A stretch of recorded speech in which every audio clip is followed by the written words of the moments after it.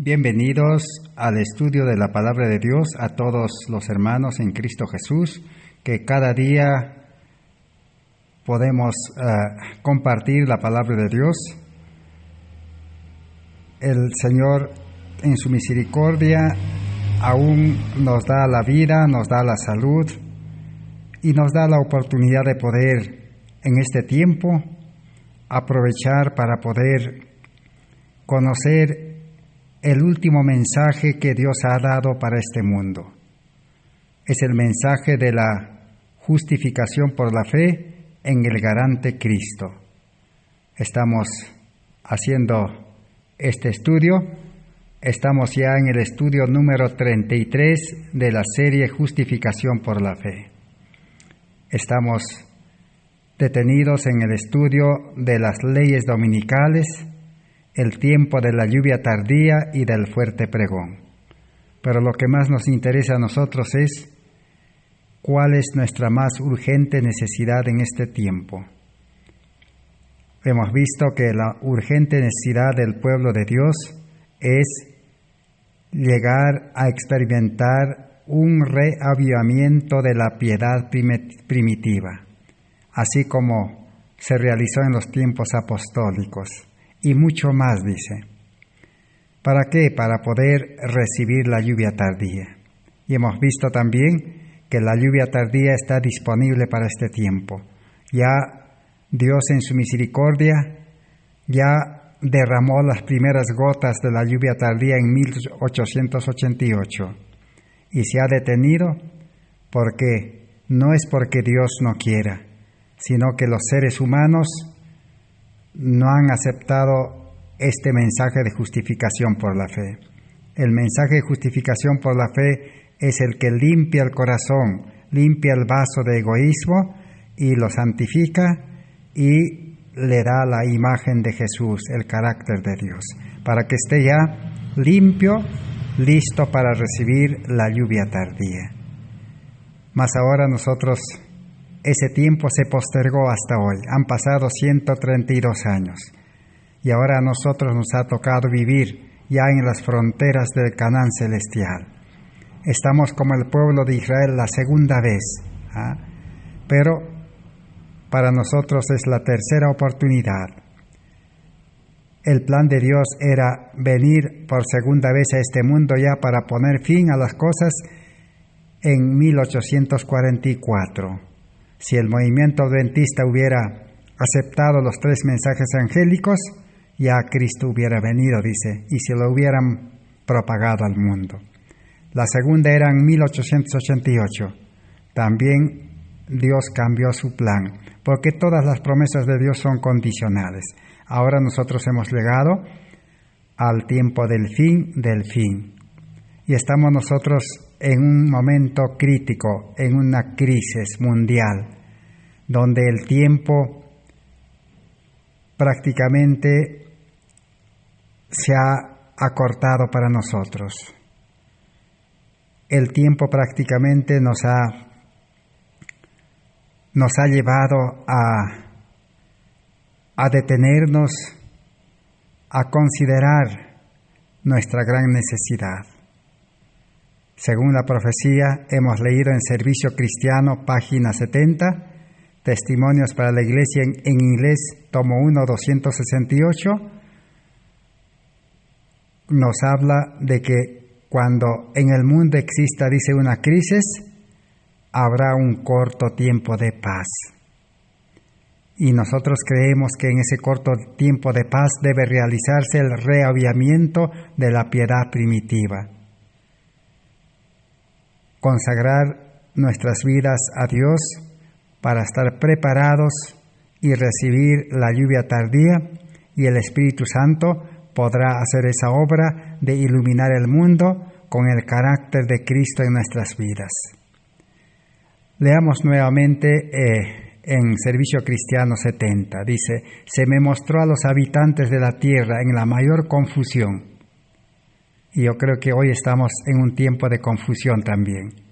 Guerra, dice, derramamiento de sangre. ¿Qué más?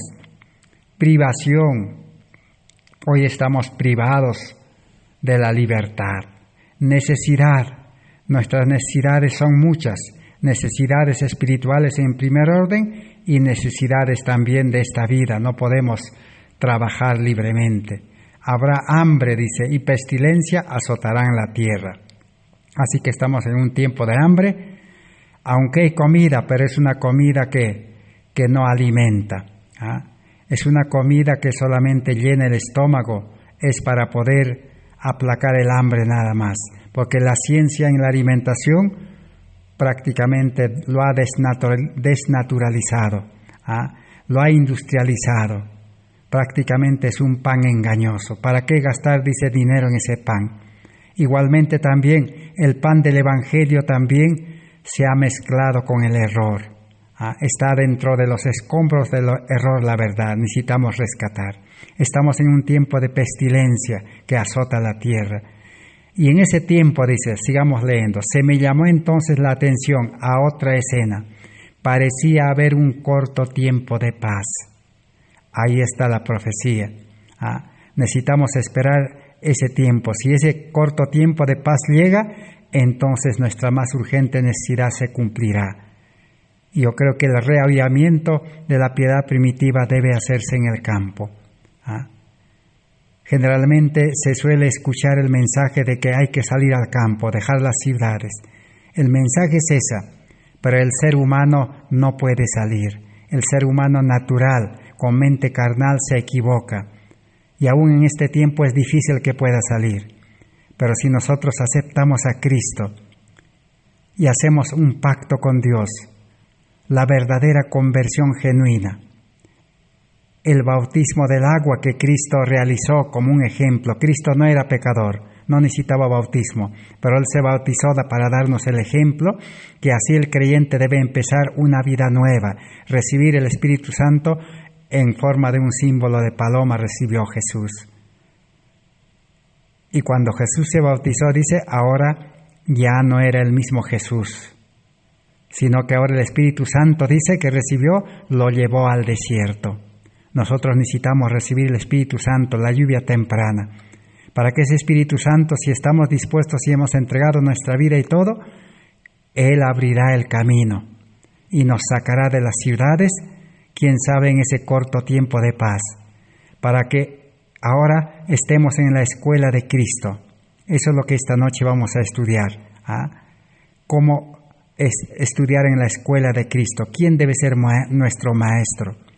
Ya nuestro maestro tiene que dejar de ser los pastores, misioneros, los profetas, los mensajeros, ya no.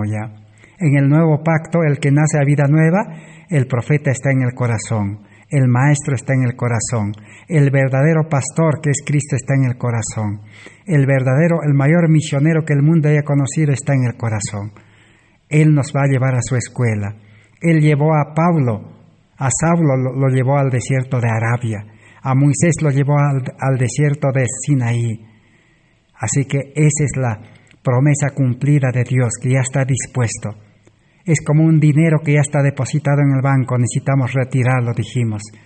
Necesitamos solamente ponernos en sus manos y vamos a beneficiarnos. Así que ahí está la profecía del corto tiempo de paz. ¿Y qué pasó después del corto tiempo de paz? Dice, una vez más los habitantes de la tierra fueron presentados ante mí, dice la hermana Juez, en visiones. Y de nuevo todas las cosas se hallaban en mayor confusión, mayor crisis que esta, mayor imposición de leyes. La necesidad y el derramamiento de sangre producía pestilencia nuevamente. De aquí a mucho vendrá peores pestilencias. Esto es solamente principio de dolores. Jesús dijo así. Y entonces los corazones de los hombres desfallecían de temor, de miedo, la enfermedad del miedo, el estrés y la expectación de las cosas que sobrevendrán a la redondez de la tierra. Exactamente estamos a las puertas de este acontecimiento, porque ya la puerta de la crisis ya se ha abierto ante nosotros. Por eso la gran necesidad de estudiar la palabra de Dios. Y necesitamos ponernos en las manos del Maestro de los Maestros. El hombre no tiene la potestad de enseñar la verdad, enseñar la doctrina, enseñar pues la salvación, cómo salvarse, no. Esta noche vamos a aprender. El hombre solamente es un medio, es un instrumento, como Juan Bautista. ¿Cuál fue el trabajo de Juan Bautista? Solamente hacer conocer el pecado, denunciar el pecado con la ley. Generación de víboras, que el ser humano es pecador, está prácticamente inmensamente pecaminoso, que está en una condición desvalida, que el ser humano no está en condiciones de enfrentar esta crisis ni el tiempo de angustia. Eso es lo que Juan Bautista enseñaba, generación de víboras, o sea, sirviendo a la víbora, al enemigo, a Satanás, al mundo, esclavos del mundo, obedeciendo al mundo. Pero ¿cuál fue la solución? La solución dijo: he aquí el Cordero de Dios que quita el pecado del mundo. Nuestro objetivo es solamente conocer nuestra condición y necesidad, para eso estamos estudiando. Y cada uno de nosotros necesitamos a Cristo. Una vez que aceptemos a Cristo, ahora en el nuevo pacto dice: nadie, teniendo a Cristo en el corazón, al Maestro, nadie necesitará que alguien le enseñe, porque eso sería despreciar al Maestro de los Maestros. Estamos entrando a ese tiempo. En Testimonios para la Iglesia, tomo 2, 175, tenemos esta maravillosa promesa. Dice: la larga noche de pesar nos somete a prueba. Estamos en esa noche de prueba, pero la mañana se posterga misericordiosamente, porque si el Maestro viniera ahora, hallaría a tantos sin preparación. La actitud de Dios de no permitir que su pueblo perezca ha sido la razón de tan larga demora. Exactamente eso. Si en 1888 se hubiera dado la ley dominical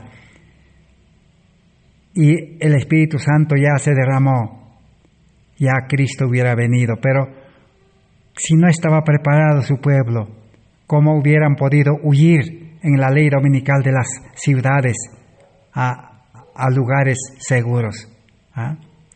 ¿Cómo hubieran predicado el mensaje en la persecución sin el Espíritu Santo, sin la justicia de Cristo? Ahora también dice: se posterga misericordiosamente la mañana.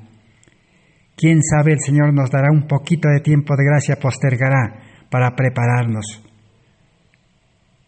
Entonces, pero de todas maneras, dice, vendrá la mañana gloriosa. Esa mañana gloriosa de la justificación por la fe, nacer a vida nueva.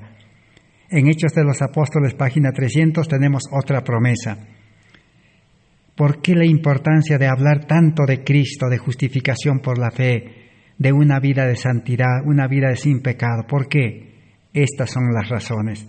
La gran verdad, dice, de la justificación por la fe, ha subsistido como un poderoso faro para guiar a los pecadores arrepentidos al camino de la vida. Fue esta luz la que disipó las tinieblas que envolvían la mente de Lutero y le reveló el poder de la sangre de Cristo para limpiar el pecado. Gracias a este mensaje que entendió: el justo vivirá por la fe, Lutero, dice, fue desenvuelto de las tinieblas y luz nació en él. Y la sangre de Cristo le limpió, aceptó la muerte, la resurrección y la vida de Cristo.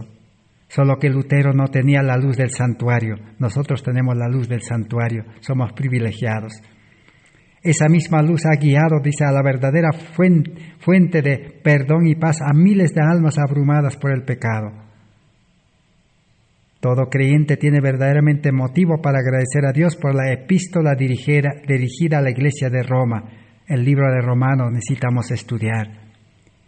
En Hijos, Hijas de Dios 2:8-3, esto ilustra el hecho de que no podemos tener vida espiritual a menos que nos coloquemos bajo los haces del sol de justicia. No habrá vida espiritual si no nos colocamos bajo el sol de justicia, si no aceptamos, si no estudiamos por nosotros mismos. Si dejamos una planta florida en un cuarto oscuro, pronto se marchitará y morirá. Del mismo modo podemos poseer cierta cantidad de vida espiritual y perderla por morar en una atmósfera de dudas y oscuridad. La planta en un cuarto oscuro muere poco a poco. Si no tenemos la luz de la justicia de Cristo, dice, no podremos vivir espiritualmente. Alza tus ojos 263. Se halla ante la iglesia el amanecer de un día glorioso, brillante si se coloca el manto de la justicia de Cristo. Ahí está el glorioso amanecer y brillante para la iglesia. ¿Quién es la iglesia? Hechos de los Apóstoles, página 10 y 12 dice, la iglesia de Dios siempre estaba constituido, dice, de fieles, de justos, de santos. No son los que asisten a una catedral, a un templo o a una iglesia organizada, no.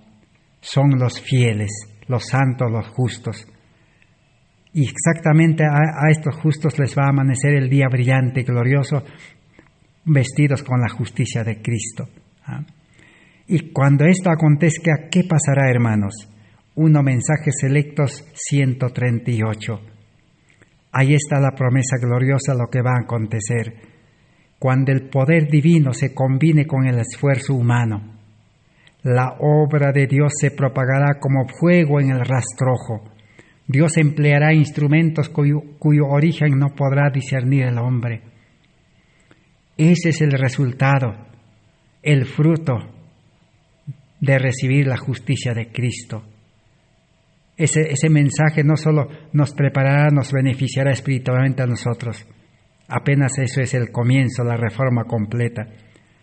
Sino que ese mensaje, dice, nos impulsará a salir al mundo con el poder de Dios y ese mensaje que llevaremos de Cristo, nuestra justicia, el carácter de Cristo en nuestras vidas. El mundo verá a Cristo en nosotros y ellos serán invitados a recibir a Cristo y también tener a Cristo en el corazón. El que tiene a Cristo en el corazón, dice, aunque el mundo se esté derrumbando, vivirá en paz, feliz. Aunque caigan a tu lado 1,000, 10,000, dice Salmos 90, 91, a ti no te caerá. Ese es el mensaje que el mundo necesita. Ese mensaje, ¿cómo será? Dice, como fuego en el rastrojo, se propagará rápidamente. El mundo ya está maduro, está seco ya. Es solo prender la luz de la justicia por la fe y se va a propagar. Ese es el argumento más poderoso que rebate, que pone al suelo a los creyentes orgullosos, a los creyentes que son presuntuosos, que dicen, no, nosotros sabemos la justificación por la fe, nosotros predicamos la justificación por la fe. Pregunto, si realmente ellos tienen y predican, su vida es una poderosa luz, su mensaje pues es como fuego en el rastrojo. De seguro que no. Entonces no hemos recibido ese mensaje todavía. Estamos en el momento oportuno para poder apropiarnos de ese mensaje. No solo es la única declaración del espíritu de profecía. Ser semejantes a Jesús 219 dice lo mismo. Dios inspirará a los que se hallan en posiciones humildes para que prediquen el mensaje de la verdad presente. En el estudio anterior hemos visto que la verdad presente, el mensaje para este tiempo es Cristo nuestra justicia. Se verá que muchos de ellos se apresurarán de aquí para allá, constreñidos por el Espíritu Santo. Así que el que aceptó la justicia de Cristo, tiene la imagen, el carácter de Cristo, dice, se apresurarán del lugar en el lugar, porque el Espíritu Santo los constreñirá, los impulsará, los motivará, los llevará, llevando la luz a los que se hallan en tinieblas. En ellos la verdad es como un fuego en sus huesos, que los llena de un ardiente deseo de alumbrar a los que están en oscuridad. Así que entonces es el fuego de la justicia de Cristo. Es como fuego, dice, en sus huesos, que arde, dice, que los impulsará para iluminar, alumbrar a los que están en oscuridad. ¿Qué más? Cada día con Dios 113. Nadie que acepte los rayos del sol de justicia carecerá de palabras adecuadas. Tal vez no sea que tengan oratoria, dice, de acuerdo con los conceptos del mundo, lo que ellos manifiestan, sino elocuencia celestial. Pronunciarán palabras que irán directamente a las mentes, para despertar la convicción e inducir a los oyentes a preguntarse, ¿qué es la verdad? Eso exactamente esta noche vamos a estudiar, ¿qué es la verdad? Los mensajeros que acepten este mensaje, dice, nunca han estudiado oratoria, nunca han sido predicadores, nunca han sido conferencistas, según los conceptos del mundo. Pero el Espíritu Santo, dice, les hará elocuentes, una elocuencia celestial, pondrá las palabras divinas que llegarán al corazón y llevarán a la conversión a las almas. En Mensajes Selectos, tomo 3, 209, dice, ¿por qué nuestros labios guardan silencio acerca del tema de la justicia de Cristo y su amor por el mundo? ¿Por qué no damos a la gente lo que le dará nueva vida? Así que necesitamos hablar esas palabras, pedir a Dios que ponga sus palabras en nuestras bocas, que limpie con el carbón encendido como limpió los labios del profeta Isaías. Y Pablo dice en 1 Timoteo 3:16, indiscutiblemente grande es el misterio de piedad, el misterio del amor de Dios. Dios fue manifestado en carne, justificado en espíritu, visto de los ángeles, predicado a los gentiles, creído en el mundo, recibido arriba en gloria. Ese es el mensaje de Cristo, nuestra justicia. En Mensajes Selectos, tomo 3, 210, dice, este es el tema grandioso y celestial que en alto grado ha sido dejado fuera de los sermones. Ese es el mensaje que se ha dejado fuera de los sermones. En 1888 el pueblo adventista no predicaba la fe de Jesús, a Cristo, solo mencionaba secundariamente por compromiso. Su mensaje era la ley y el sábado. Guardar el sábado, cumplir la ley realmente sin ser convertido, sin tener a Cristo, sin el amor en el corazón. Ese fue el fracaso del pueblo adventista.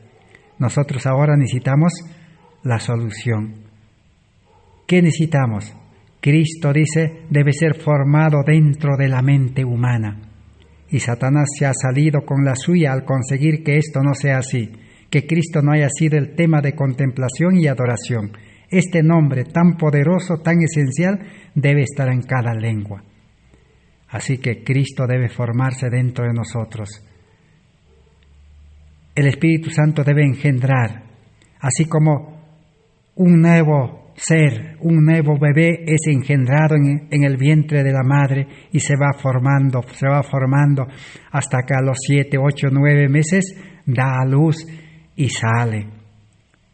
Y el niño nace con la imagen de su papá, de su mamá. Todos los que lo ven, ¿qué dicen? Este bebé, dice, parece a su papá, dice. Sus ojos parecen a su mamá. Nace con la imagen de su papá, de su mamá. Así Cristo debe ser formado hasta que ese carácter pueda nacer en nosotros y naceremos parecidos a Cristo, parecidos a Dios, al Espíritu Santo. Ese es el Evangelio que ha estado, dice, oculto.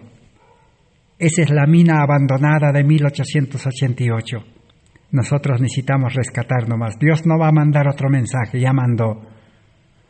En Mensajes Selectos, tomo 1, 138, dice, en la obra para este tiempo, no son el dinero o el talento, ni la sabiduría o la elocuencia tan necesarios como la fe dotada de humildad. Así que ese fuego que se va a propagar como rastrojo, como las aguas cubren la mar, dice, como el sol que ilumina toda la tierra, así iluminará este mensaje. Por eso hasta hoy solamente la teoría se ha enseñado, pero la verdad no se ha enseñado. Eso es lo que necesitamos estudiar. Aquí hay algunas advertencias también que necesitamos saber en esta oportunidad. Aprovecharemos para saber. Mensajes Selectos, tomo 3, 210. ¿Qué es lo que está pasando en este tiempo y en los años que ha pasado? Dice, aquí está la obra de los ministros de Cristo. Ya Dios conocía la obra de los ministros de este tiempo. Debido a que esta obra no ha sido hecha, debido a que Cristo y su carácter, sus palabras, su obra no han sido presentados a la gente del estado religioso. Y el estado religioso de las iglesias testifica en contra de los maestros, de los pastores.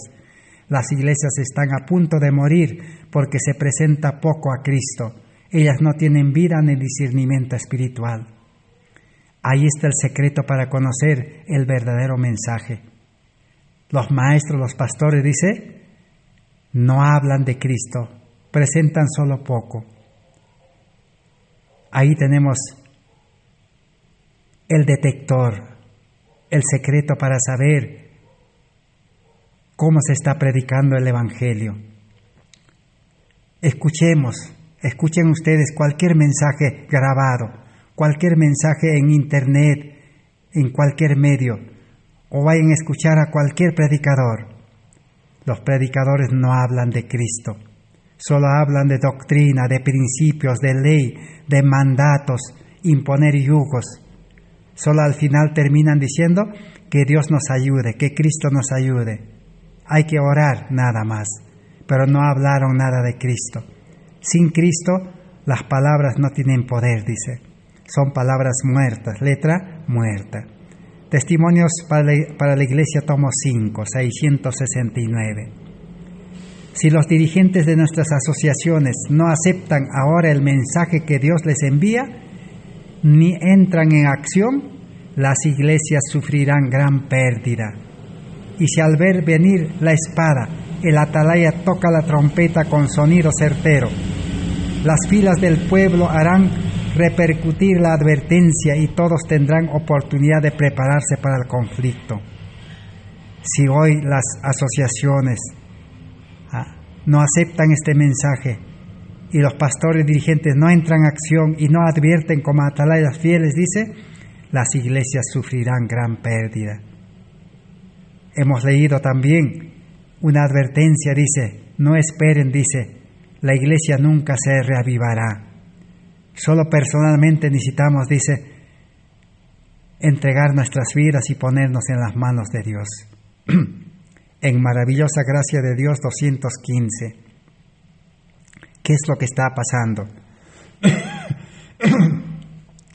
Es por el rechazamiento de esta luz como los ojos se ciegan y el corazón se endurece.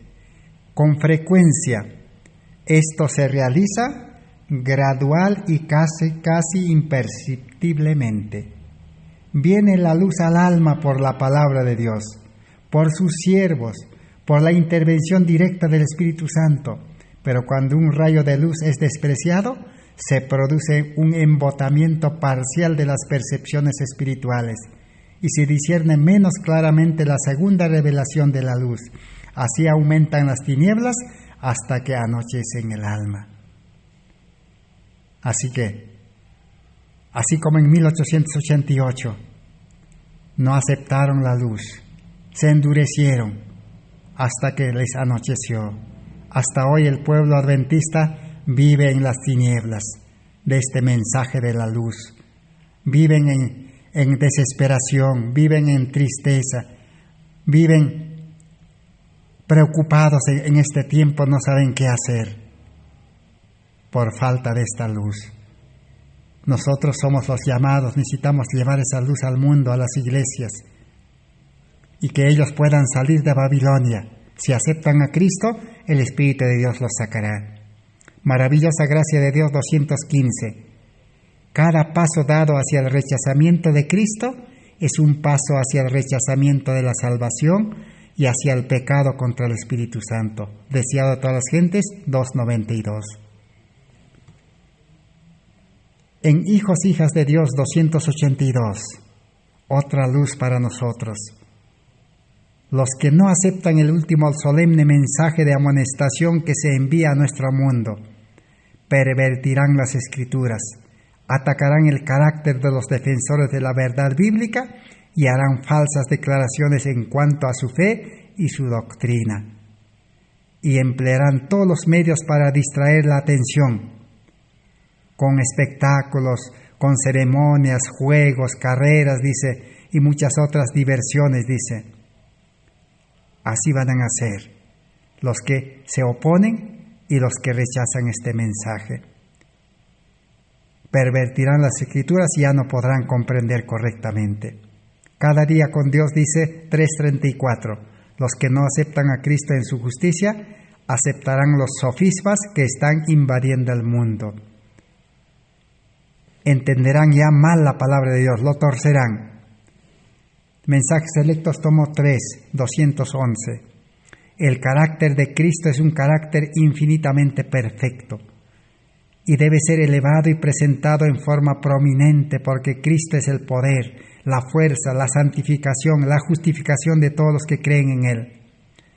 Los hombres que han tenido un espíritu farisaico piensan que si se aferran a lo que consideran las buenas teorías antiguas y no toman parte en el mensaje enviado por Dios a su pueblo, estarán en una posición segura y buena según ellos. A los cristianos que no se conmueven con este mensaje como los fariseos, dice, y se apegan a las antiguas teorías, a la antigua enseñanza que recibieron de los mensajeros, pastores, qué sé yo, piensan que ellos están en una buena posición, segura y buena, dice. Y así pensaban los fariseos de antaño, y su ejemplo debe ser una advertencia para los ministros en contra de esa actitud de satisfacción propia. Esos fariseos no aceptaron a Cristo, y el pueblo tampoco no aceptó. Sufrió las consecuencias en el año 70. Todos murieron en la crisis de hambre, murieron de desesperación, porque los romanos conquistaron Jerusalén y incendiaron todo Jerusalén. Todos, millones y millones murieron y fueron crucificados los judíos. En La fe por la cual vivo 347 dice: cuando como pueblo comprendamos lo que este libro significa para nosotros, se advertirá un gran reavivamiento en nuestras filas. Necesitamos estudiar la Biblia, la palabra de Dios. Otra advertencia en Cristo triunfante 305. Pero vemos que el Dios del cielo a veces comisiona a hombres a enseñar aquello que es considerado como contrario a las doctrinas establecidas, debido a que los que una vez eran los depositarios de la verdad se manifestaron infieles a su sagrado cometido. El Señor escogió a otros que habían de recibir los brillantes rayos del sol de justicia y que defenderían verdades que no concordaban con las ideas de los dirigentes religiosos. Así que, ¿por qué utiliza a siervos que no han sido dirigentes? Porque los dirigentes descuidaron, dice, no investigaron, no cavaron la mina. Ellos tampoco no tenían el mineral oro afinado en fuego, no tenían vestiduras blancas, colirio no tenían, y por lo tanto no enseñaron. Ahora dice, Dios toma a otras personas. Así como en la parábola de las 10 vírgenes, hay que estudiar esa parábola, representa la iglesia de Dios en los últimos días. Tanto los prudentes, las fatuas están dormidos, dice, porque los mensajeros, dicen, no los despertaron. ¿Pero quién los despertó? No los despertó ninguno de las vírgenes, sino una voz vino de afuera. A nosotros no nos va a despertar nadie, eso está visto. Ni el pastor, ni el misionero, ni el mensajero, ni ningún hermano de nosotros. Sino el mensaje, dice, vino de afuera para despertar a las 10 vírgenes. Y si nosotros también vemos conflicto de los siglos, dice, cuando se derramó, dice, la lluvia tardía en el tiempo de la persecución de las leyes dominicales, los siervos de Dios vinieron, dice, con semblantes iluminados, vinieron, dice, ¿de dónde vinieron? La profecía dice que el pueblo de Dios, dice, debe estar en el campo. Está sobreentendido entonces que los mensajeros vendrán del campo, porque el mensaje, dice, no será predicado por los que viven en la ciudad, sino por los que están en la escuela de Cristo en el campo, Cristo tiene su escuela allí, su gran biblioteca. Cada animal es un libro, cada planta un libro. Todo son lecciones en la naturaleza. Allí hay que aprender. Así como en los primeros siglos las verdades especiales para este tiempo se hallan no en posición de las autoridades eclesiásticas, sino de los hombres y mujeres que no son demasiado sabios y demasiado instruidos para creer en la palabra de Dios. Palabras de Vida, página 57. Así que estas son las advertencias. Debemos agradecer a Dios que nos da estas revelaciones gloriosas para que nosotros escapemos, estemos seguros en Cristo en estos últimos días. Ahora vamos a continuar estudiando acerca de la verdad presente. Hemos dicho que la verdad presente es el mensaje de la justificación por la fe. ¿Cómo es que nosotros vamos a estudiar en la escuela de Cristo? Cristo nos va a enseñar, pero también Dios ha puesto la ley, el elemento humano, para dirigir a Cristo. El que ha entendido el Evangelio, la verdad, solamente es un indicador, es un medio que señala el camino y le lleva a Cristo. Cristo es el que enseña la verdad, Cristo es la verdad, Cristo es el que prepara, da su gracia, Cristo es el que hace sabio y santifica. El hombre no es su deber eso. Así que ese es el estudio que el Señor tiene preparado para nosotros en esta noche. Vamos a retomar, estábamos anoche estudiando de Saulo. Saulo de Tarso había escuchado el mensaje de Cristo de los labios de Esteban y eso le impresionó y nunca se borró de su mente cómo un ser humano podía morir orando y tranquilo, sin maldecir, bendiciendo a los apedreadores. Tenía un carácter diferente.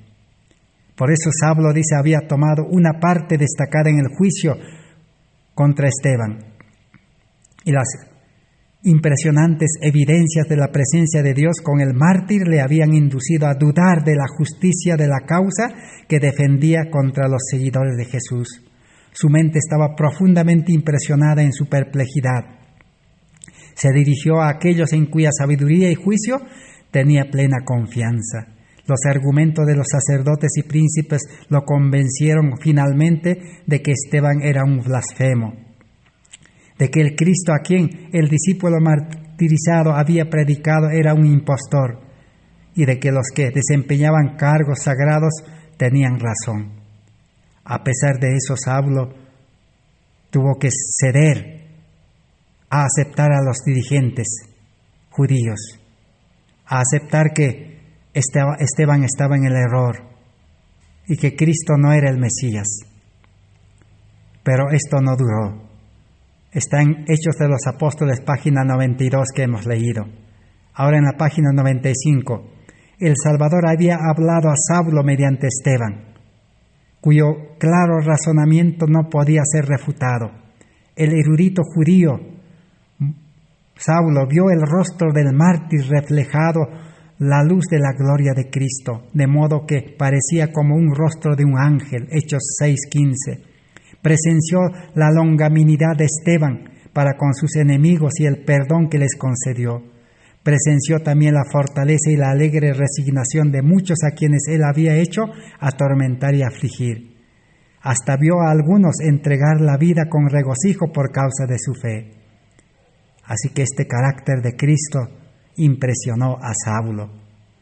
Ese es el mensaje que el mundo está esperando. En la página 95 de Hechos de los Apóstoles, todas estas cosas impresionaron mucho a Saulo y a veces casi abrumaron su mente con la convicción de que Jesús era el Mesías prometido.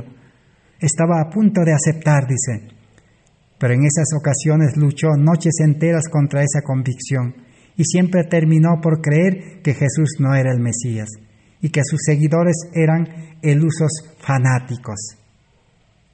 No llegó Saulo sin luchas graves a esta conclusión, pero al fin su educación y sus prejuicios, su respeto por sus antiguos maestros y el orgullo motivado por su popularidad le fortalecieron para rebelarse contra la voz de la conciencia y la gracia de Dios.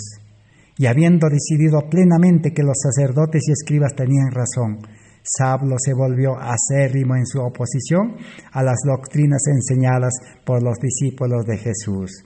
Hechos de los Apóstoles 92-93. Pudo más la educación del mundo. Por eso Jesús no asistió a las escuelas de la iglesia del pueblo de Dios en Jerusalén en ese tiempo, porque estaban contaminados con el mundo. Era la educación griega. Pudo más, dice, esa educación del mundo en Saulo. Pudo más la confianza en los maestros, el orgullo de su religión.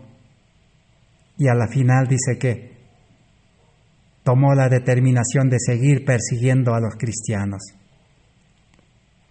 Así que tomó la decisión, dice, de seguir su camino, pero no sabía que su camino era un camino de ruina, de perdición. Dice, estos días de riguroso examen, dice, y propio y humillación de espíritu.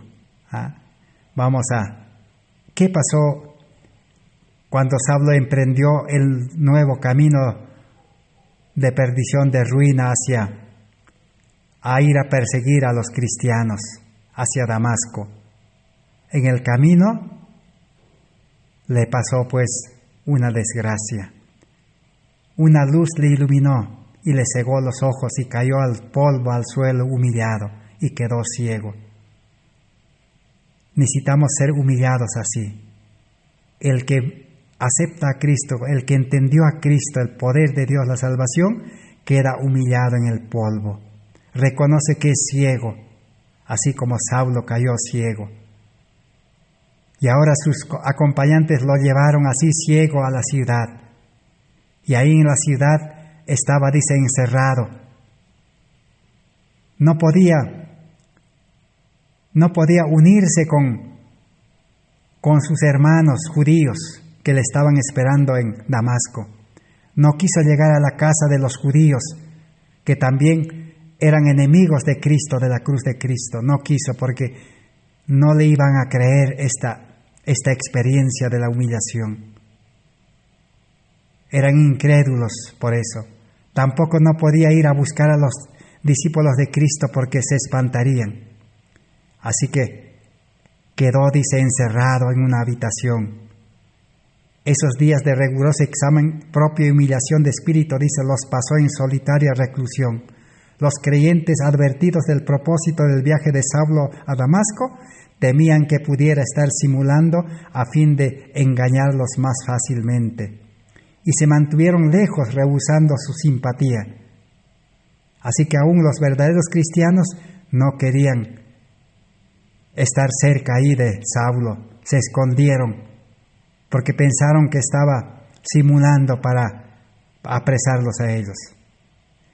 Saulo, dice, no deseaba recurrir a los judíos inconversos, con quienes había planeado unirse en destrucción de los creyentes, porque sabía que ni siquiera escucharían el relato de su caso. Así parecía estar privado de toda simpatía humana. Toda su esperanza de ayuda se cifraba en un Dios misericordioso y en Él recurrió con corazón contrito. Esa es la consecuencia que va a traer este mensaje. Si nosotros, la luz del Evangelio de Cristo crucificado se ilumina en nuestro corazón y en nuestra mente. Si vamos a ir a consultar a nuestros maestros antiguos, no nos van a creer. Y si vamos a ir a consultar también a los que tienen esta luz, tampoco no creerán, pensarán que somos sus enemigos. Por eso el verdadero camino es a Cristo. Saulo, dice, ya convertido. Bueno, no vamos a estudiar la historia de Saulo. Como Dios mandó, por su humillación se entregó a Cristo, Cristo ahora le salvó. Mandó a Ananías, el anciano, que dirigía la iglesia apostólica, para que imponga las manos y sea sanado. y luego tuvo que escapar, huir de esa ciudad, porque ya sus hermanos, los judíos inconversos, ya se habían enterado y lo estaban buscando. Así que lo descolgaron, dice, por los muros de la ciudad y huyó, dice, porque la ciudad estaba cerrada. Así también hoy en día el Espíritu de Dios puede abrir camino para salir de las ciudades, escapar. No debemos preocuparnos. El que aceptó a Cristo, hay salida, hay solución. Entonces Saulo, ya convertido y humillado, aceptó a Jesús, que le dijo. Saulo preguntó, ¿quién eres? Dice, yo soy Jesús a quien persigues. Y Jesús le dijo, yo soy el camino, la verdad y la vida. Nadie viene al Padre sino por mí. San Juan 14:6. San Lucas 10:22 dice, y nadie conoce quién es el Hijo sino el Padre, ni quién es el Padre sino el Hijo. Y a quien aquel el Hijo lo quisiera revelar, lo revelará. Entonces, ¿quién es la verdad? Hemos ya leído y necesitamos fe para creer. La verdad presente es Cristo, nuestra justicia. Y esa verdad, ¿quién es Cristo? Aquí dice, yo soy el camino, la verdad. Y nadie viene, dice, al Padre sino por mí. Y el que viene a mí, dice, yo le puedo revelar esa verdad, dice. Solo Cristo nos puede revelar la verdad, hacer comprender realmente cómo es ese mensaje de la verdad de Cristo, nuestra justicia, cómo es recibir a Cristo, la esencia, el contenido, el poder que tiene ese mensaje. El hombre no nos puede explicar. Pues dice, la ley por medio de Moisés fue dada, pero la gracia y la verdad vinieron por medio de Jesucristo. Saulo ahora entendió. San Juan 1:17. ¿Qué dice San Juan 1:17? Pues la ley por medio de Moisés fue dada, pero la gracia y la verdad vinieron por medio de Jesucristo. Ahí está definido claramente cuál es el deber del hombre.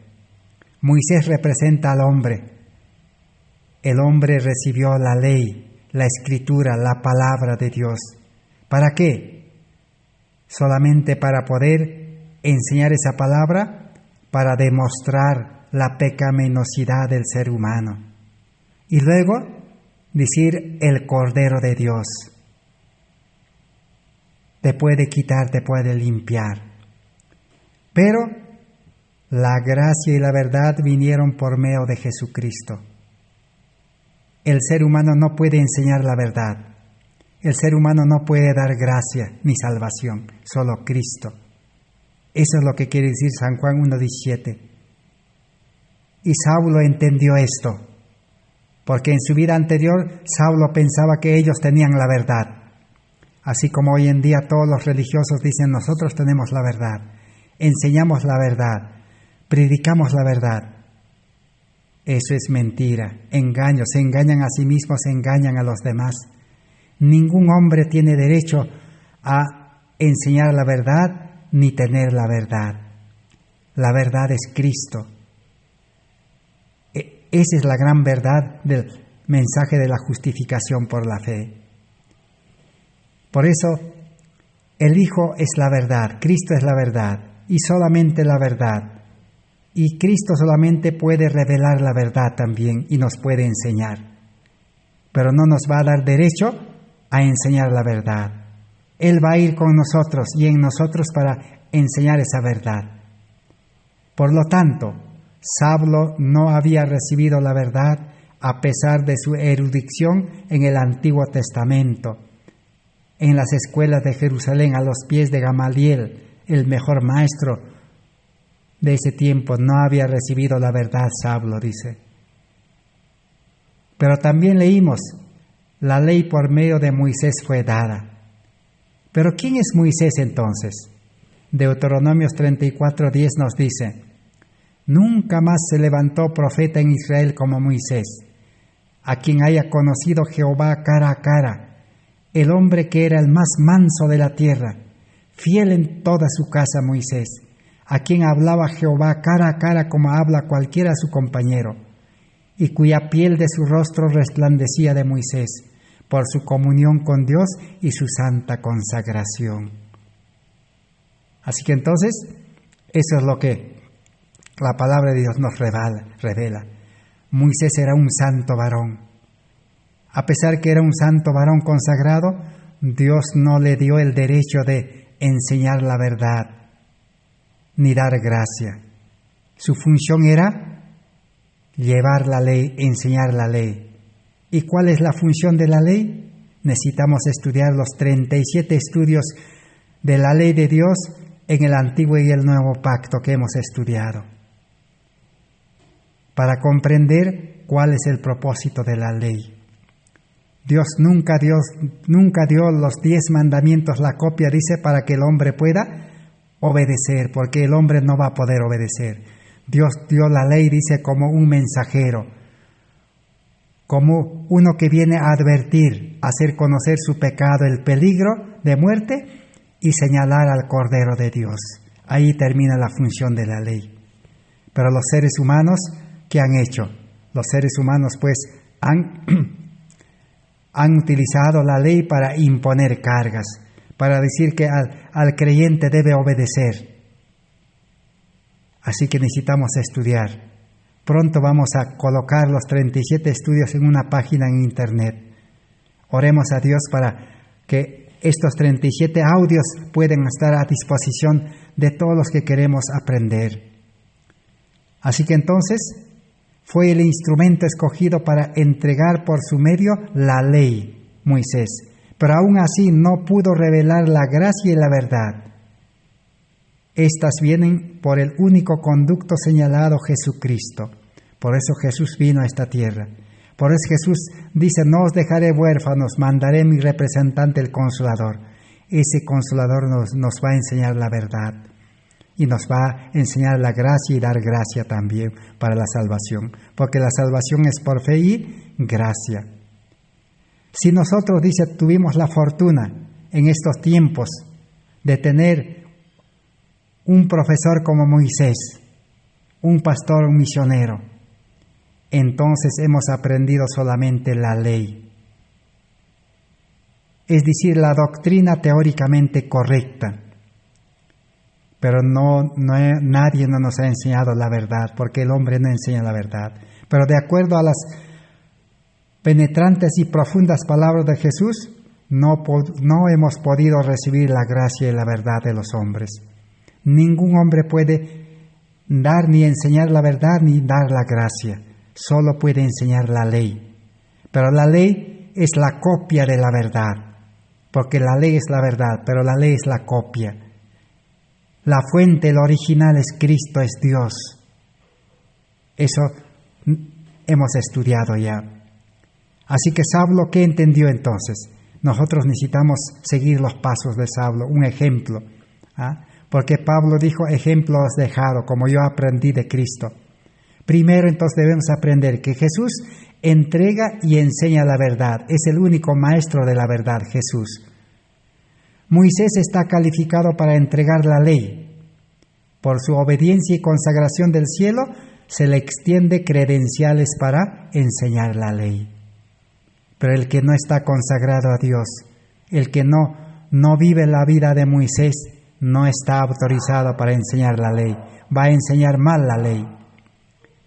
Los rabinos lo que saben es enseñar el Talmud o el Torá. Los judíos enseñaban eso. Y los rabinos decían que eso era verdad para ellos. Pero en sí no era verdad. Es como una fotografía de una persona, es una copia de una persona. La fotografía no es la verdadera persona. Es una copia. Una copia que nos indica que hay una persona así. Así es la ley es una copia. El hombre enseña la copia nomás. Por eso la copia no puede salvar, tiene que llevarlo a Cristo. Gálatas 3:24 dice, la ley es el ayo que nos lleva a Cristo. Una vez encontrado a Cristo y justificado, ya no estamos bajo ayo. Ese es el mensaje que escandalizó al pueblo adventista en 1888, que ya pronto estudiaremos. Así que, ¿qué es el Torah, el Talmud? Es un conjunto de leyes civiles, leyes sanitarias, leyes de derechos, de todas esas cosas, que se ha entendido con la mente humana y se ha interpretado, explicado con tradiciones. Eso podemos encontrar en Mateo 15:9, Colosenses 2:8, Mateo 15:9, Tito 1:14, Efesios 2:15. Eso es lo que enseñaban los judíos. Hoy en día también todo predicador enseña eso, pero no enseña la verdad. Pero la ley no salva. Lo que salva es la ley original, es Cristo. La ley solo hace conocer el pecado. La ley da un golpe al egoísmo. Esa es su función. La ley nos anuncia el peligro que estamos y nos lleva a Cristo, nos muestra a Cristo. Y Cristo es el camino. Y lo único que salva es la verdad. ¿Y quién es la verdad? Cristo. La ley es indispensable para llevarnos a la verdad. Claro, la ley es imprescindible para llevarnos a Cristo, a la verdad. Pero no puede salvarnos la ley. Acabamos de aceptar, con el ejemplo de Sablo, a dónde conducen los rabinos con el Talmud, con el Torah, con la ley, con la teoría. Si entendemos mal la teoría, la letra, la ley, nos va a llevar pues a los maestros nada más, a confiar en el ser humano. Los maestros entonces, ¿qué enseñan? Solamente la letra, la teoría, aunque es correcta. ¿Qué dice San Juan 8:32? Y conoceréis la verdad, y la verdad os hará libres. ¿Cómo podemos saber qué cosa es verdad y qué cosa es la ley, la copia? La verdad libera. La ley no libera, solamente la ley esclaviza. Y la ley dice que eres pecador, la ley te condena. Así que la ley esclaviza, la ley prende, dice, confina, no te suelta. Esa es la función de la ley, la copia de la verdad. Pero Cristo sí libera. Ese es el resultado. Dice, los discípulos los judíos no estuvieron dispuestos ni siquiera a recibir la ley correcta, mucho menos la verdad. Se ofendieron tanto que terminaron colgando en un madero a la verdad que quiso salvarlos. A Cristo no quisieron ni escuchar su enseñanza, lo colgaron en un madero. Nosotros como adventistas, que somos ya adventistas de 176 años, que la ley se ha transmitido, la teoría, la doctrina correcta de generación en generación. Pero en 1888 vino pues la verdad. Y han pasado 132 años, todavía no tenemos la verdad. ¿No será que necesitamos escuchar la misma sentencia del Salvador? Y conoceréis la verdad, y la verdad os hará libres. A doctores y a saduceos de su tiempo el Maestro le dijo: erráis ignorando las Escrituras y el poder de Dios. Marcos 12:24. ¿Será posible que también nosotros estemos implicados y que ignoremos el significado de las Escrituras y el poder de Dios? Realmente que necesitamos reconocer. Y si reconocemos, dice, ahora tendremos pues la oportunidad de salir de esa situación. En San Juan 7:17 nos dice: la doctrina y la verdad nos unen para darnos la condición medular. Dice: el que esté dispuesto a hacer la voluntad de Dios conocerá si mi enseñanza viene de Dios o no viene de Dios, Jesús dijo. Nunca se conocerá la verdad estudiándolo como asignación académica, ni en los estudios teológicos, ni para ser enseñada, ni para ser ni en discusiones, ni siquiera en predicaciones. La verdad no se puede conocer, solamente es la teoría, la ley. Jesús estipuló que la percepción para conocer la verdad es un asunto de revelación, no de mera investigación. Mateo 16, 17. Ahí tenemos el ejemplo de Pedro, ¿recuerdan ustedes? Cuando Jesús preguntó, ¿qué es lo que dicen los judíos, las personas de mí? Les dijo Jesús. Y los apóstoles dijeron, unos dicen que tú eres el maestro, otros dicen que eres profeta. Y Jesús les dijo a los discípulos, y ustedes dicen, ¿quién dicen que yo soy? Y Pedro se animó a responder. ¿Y qué le dijo Pedro? Pedro le dijo, tú eres el Hijo de Dios, el Mesías. ¿Y qué le dijo Jesús en San Mateo 16, 17? No te reveló ni carne ni sangre, sino mi Padre que está en los cielos. Así que Dios, el Espíritu Santo, es el que revela la verdad. Si Pedro respondió correctamente, no era lo que él había aprendido de la enseñanza, del Torá, de las Escrituras. El Espíritu Santo lo reveló. Así que el hombre no nos puede enseñar la verdad. El hombre solamente nos dirige a la verdad, nos lleva a la verdad, así como Juan Bautista, he aquí el Cordero de Dios que quita el pecado del mundo. Juan Bautista dijo, a mí me toca menguar. A sus discípulos le dijo, vayan donde Jesús, Él es la verdad. Yo les he bautizado con agua para arrepentimiento. Jesús les bautizará con fuego, con espíritu para limpieza, para purificación.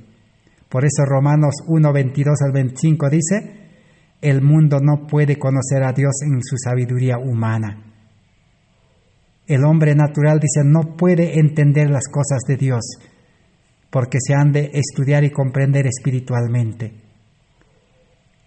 Igual en Mensajes Selectos 3:47 dice, o en 1 Corintios 3:12 también dice, el hombre animal no puede entender las cosas de Dios. No es porque Dios no haya estado dispuesto a enseñar, dice, sino porque la persona no está dispuesta a recibir su enseñanza y a comer el pan de vida. Cristo triunfante 267. ¿Por qué nosotros no tenemos la verdad? Es que el ser humano no nos va a enseñar, sino Cristo. Pero no queremos, dice, hacernos enseñar por Cristo. No aceptamos a Cristo en nuestra vida, al Maestro. Pero si vamos a aceptar a Cristo en nuestra vida, en el corazón como Maestro, vamos a tener que dejar el mundo. Así como el que va a la escuela, a la universidad, no puede ir al mundo a trabajar y al mismo tiempo asistir a las clases, no. Así también es la escuela de Cristo. Y la verdad dice, hay que comerlo. No es memorizar, no es teoría, hay que comerlo. Hay que hacerlo parte de nuestra vida, hay que nutrirse, hay que tener vida espiritual. Así como una rama injertada, dice, a la oliva, absorbe, dice, la savia, el alimento, y va a producir fruto dulce. Donde quiera que los hombres descuiden, dice el testimonio de la Biblia, y se alejen de las verdades claras que sirven para probar el alma, que requieren abnegación y desprendimiento del mundo, podemos estar seguros de que Dios no dispensa allí sus bendiciones. Conflicto de los siglos 458. Para entrar en la escuela de Cristo, para que Cristo nos enseñe la verdad, ¿qué necesita? Abnegación y desprendimiento del mundo. Negarse a sí mismo, dice Lucas 9:23. Si alguno querer, decidirse completamente y negarse y ponerse en las manos de Cristo. Ahora sí, Dios estará con nosotros y nos bendecirá espiritualmente. Pero si nosotros, dicen, no llegamos a esa conversión, Dios no va a estar con nosotros ni nos va a dar sus bendiciones. En vano podemos engañar a los demás. El mundo religioso moderno ofrece la verdad a un precio muy barato, a un precio de remate. Miles aceptan supuestamente solo la teoría de la letra muerta, creyendo que es Jesús, creyendo que es verdad. O qué engaño. Queremos que nos disculpen los que tienen la luz, pero ahora tenemos la luz, seremos bienaventurados. Satanás conocía la doctrina y le citó a Jesús. ¿Qué le dijo a Jesús Satanás cuando le llevó en la segunda tentación a las alturas, a las almenas del templo? Satanás le dijo, escrito está en el libro de Salmos. Dice, échate abajo, Dios mandará a sus ángeles, te recibirán. Satanás citó la verdad, la teoría correcta, la letra correcta, escrito está. Pero no era la verdad, era mentira. Porque la verdad no es repetir lo que está escrito. La verdad es hablar por la inspiración del Espíritu Santo. Satanás no habló esas palabras inspirado por el Espíritu Santo, él repitió nada más. No era verdad, era engaño. Por eso Jesús no le obedeció. No necesitamos obedecer a las repeticiones de la letra muerta. Si alguien nos dice, hermano, usted tiene que salir de la ciudad ya, de una vez salga, yo le voy a llevar. No le haga caso, Satanás le está hablando por medio de ese hermano, por más bueno que sea. Jesús también le dijo a Pedro, apártate de mí, Satanás. Satanás también habló por medio de Pedro. No, el Espíritu Santo tiene que hablarte, hermano. Necesitamos entregarnos. El Espíritu Santo va a abrir el camino. El Espíritu Santo va a poner el deseo en tu mente, en tu corazón. Y el deseo va a ser poderoso. Va a ser como fuego, va a ser, el amor dice, te va a constreñir. Es difícil que te quedes en la ciudad si el Espíritu de Dios mora en ti, en mí, difícil. Él siempre nos lleva. Así aconteció con Elías, recuerdan ustedes en 1 Reyes 17:24. La viuda que estaba en una situación de crisis, de hambre, obedeció a las palabras de Elías, inspirados por el Espíritu Santo. ¿Qué le dijo a Elías? Prepárame esa última ración, el puñado de harina y el poquito de aceite que tienes para comer tú y tu hijo, prepárame para mí primero. Y si tienes amor y me das lo que es tuyo a mí, nunca faltará. Y así fue. Por eso esa viuda de Sarepta que dijo, ahora sí conozco que eres varón de Dios y que la palabra de Jehová es verdad en tu boca. Ahí está. Cuando la palabra de Dios es verdad, inspirada por el Espíritu Santo, tiene poder. Pero repetir solamente la teoría, la letra muerta, Pablo dice no tiene poder. Necesita conversión, necesita tener el amor de Dios. En el mundo griego existe la verdad en los postulados, definiciones, doctrinas, pero es teoría sin vida. Por eso Jesús dijo, terminamos con esto, Mateo 23, 2 y 3. Vamos a terminar. ¿Qué dice ahí? En la cátedra de Moisés se sentaron los escribas y los fariseos.